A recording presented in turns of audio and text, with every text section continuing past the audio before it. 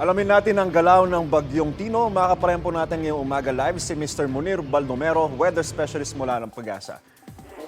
Munir, magandang umaga. Magandang umaga po sir at magandang umaga din po sa lahat ng taga-subaybay po ng unang hirit. Nasa na po ngayon ito sa Bagyong Tino? Tsaka ano-ano pong lugar ang tinutumbok nito? Yes po. So, itong si Tino is kasalukuyan pong nag-intensify dito sa may west sa Philippines habang kumikilos pa west-southwest patungo dito sa sa silangang bahagi po ng Visayas at northern tip ng Mindanao. As of 4 a.m. kanina, yung kanyang sentro is namataan sa layong 430 kilometers east of Giwan, Eastern Samar na may maximum sustained wind na 110 kilometers per hour malapit sa sentro at gustiness na umaabot ng 135 kilometers per hour. Kasalukuyan po itong kumikilos west-southwest sa bilis na 30 kilometers per hour. Kasalukuyan po meron po tayong nakataas na signal number 2 dito sa may central and southern portion ng Eastern Samar, central and southern portion ng Samar, probinsya po ng Leyte, Biliran, southern Leyte, Camotes Island at eastern portion ng Bohol.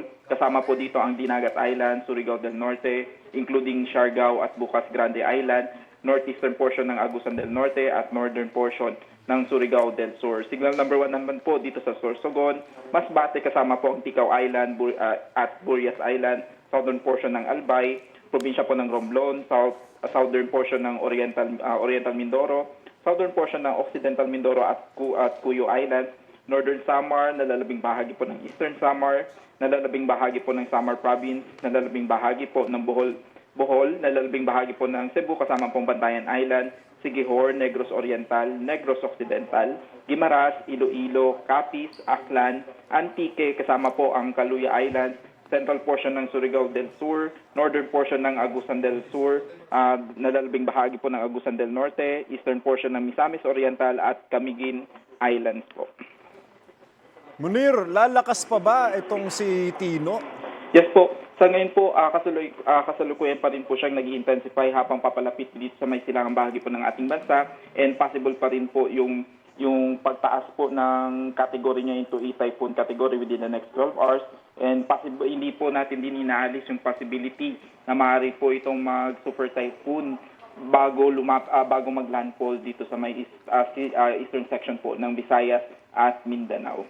Hanggang kailan kaya mararamdaman yung epekto nito ni Tino? Ang nakikita po natin hanggang Wednesday po, hanggang Wednesday po yung epekto po ni Tino. So habang kumikilos po ito papuntang Eastern Visayas, once naglandfall na po ito, is tatawid po ito ng Visayas, then dito sa northern tip po ng Northern Palawan bago po lumabas ng ating kalupaan dito sa may West Philippine Sea. Huling tanong, Munir, may Yes, nakikita na ba tayong susunod dito kay Tino? So far po, meron po tayong monitor lang po na cloud cluster, pero so far naman po wala pa naman po itong pag-ikot, pero i-monitor po natin kung ano po yung magiging possible na magiging condition po ng mga cloud cluster po na kasunod nitong si Tino po.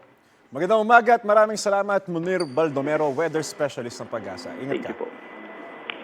Kapuso, huwag magpapahuli sa latest news and updates. Mag-iuna ka sa balita at mag-subscribe sa YouTube channel ng GMA Integrated News.